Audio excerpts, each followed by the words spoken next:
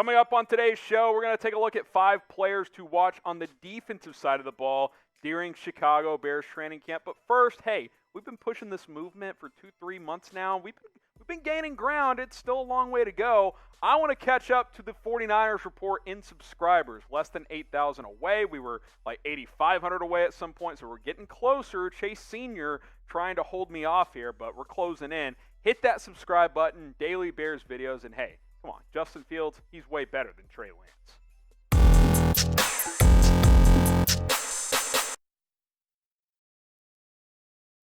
You're watching Bears Now. I'm your host, Harrison Graham, and today's show, we're going to take a look at 5 players to watch at training camp on the defensive side of the ball. We did offense. We promised we'd do defense. So here you go with training camp looming less than 2 weeks from now.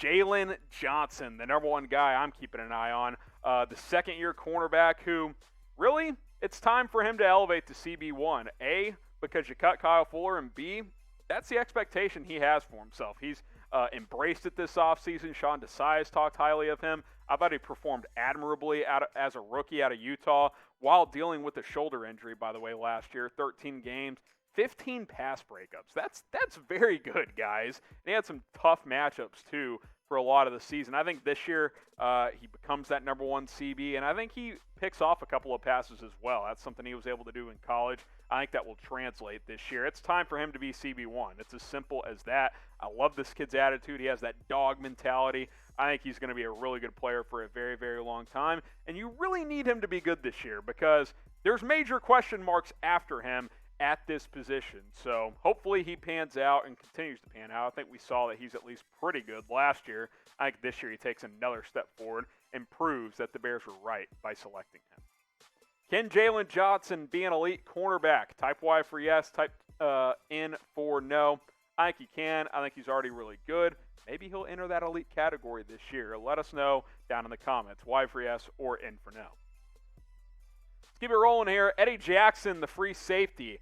Look, Eddie Jackson wasn't bad last year, but there's no doubt he did not have his best season. There's just no way around it. I know he had 82 tackles, but he missed a bunch. Didn't have any interceptions last year. Did have 5 pass breakups and 3 forced fumbles, but he's a guy that before last season was taking the ball away quite a bit. Now, let's at least acknowledge he had some bad luck. He had 2 pick sixes called back on some just weird penalties. One was a PI on him. That was not a PI. It was a bang-bang play. I couldn't believe they called it. He had some bad luck, and if those plays stood, we might have viewed his season differently, but he struggled as a tackler. He struggled in coverage at times. I think he'll be better this year, and if he's back to being elite Eddie Jackson, that's a very good thing. So I'm seeing how he acts at training camp, what his swagger's like. New Jersey number 4 now. I think that's going to be a good thing. Subscribe to Bears Now because we hit you with videos every single day. We tackle you every day, unlike Eddie Jackson did last year. But he'll be good this year. Don't worry about it. YouTube.com/Bears Now. Hit that big red subscribe button. And, hey, we're going to continue to bring you the latest Bears news and rumors on a daily basis. Number 3, Robert Quinn.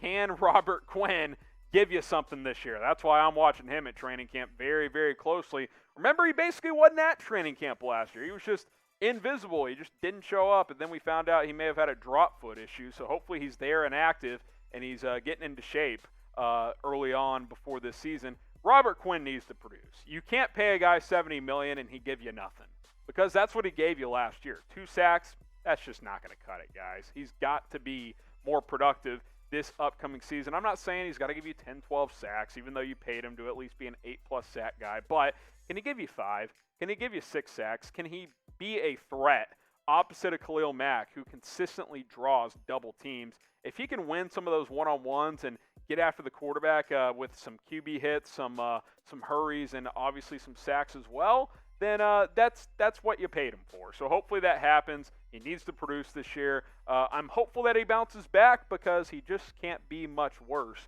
than he was a year ago. Who will have the bigger bounce-back season? Again, Jackson wasn't bad, but he wasn't as good as he normally is. Type EJ for Eddie Jackson. Type RQ for Robert Quinn. Let me know who will have the bigger bounce-back season in 2021. And then a lot of eyes are on Eddie Goldman, our second-to-last player to watch on the defensive side of the ball for the Chicago Bears during training camp.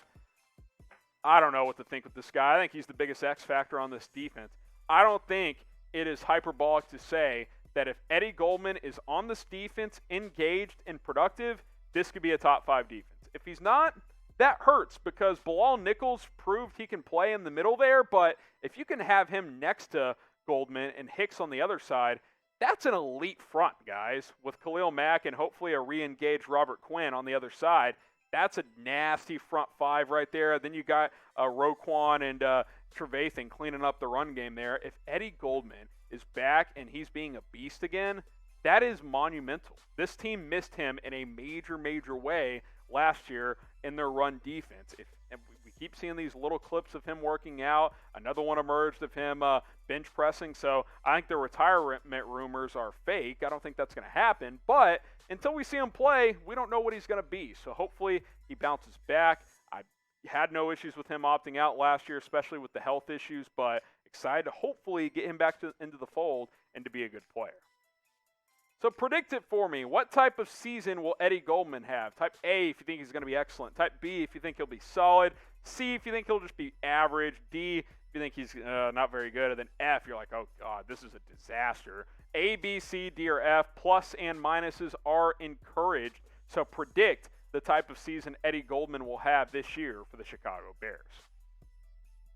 Last but certainly not least, we'll kind of circle back to Jaylon Johnson's position, cornerback. Kendall Vildor, I opted between him and Desmond Trufant. I want to focus more on Vildor here because he's been getting some hype this offseason from his own DC, Sean Desai, and Matt Nagy as well. Can Kendall Vildor steal that number 2 cornerback position? That's what we all want to know, right? Like, I've been pretty clear. I don't trust Desmond Trufant.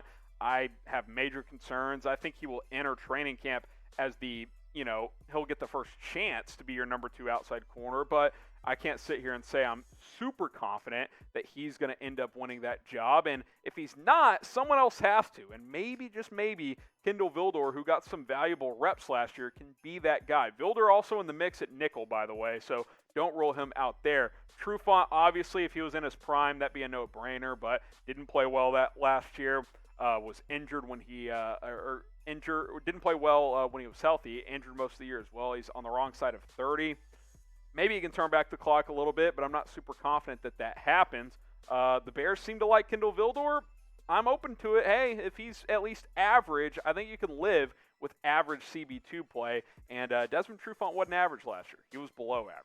Who will be CB2? Type DT for Desmond Trufant. Type KV for Kendall Vildor. Let me know how you guys feel about this one in the comments. I'm kind of starting to think it might be Vildor. Not there yet, but I think it could happen. So I'll speak it into existence, or try to. I'm going to type my KV. I'm going to hope that the young guy beats out Desmond Trufant.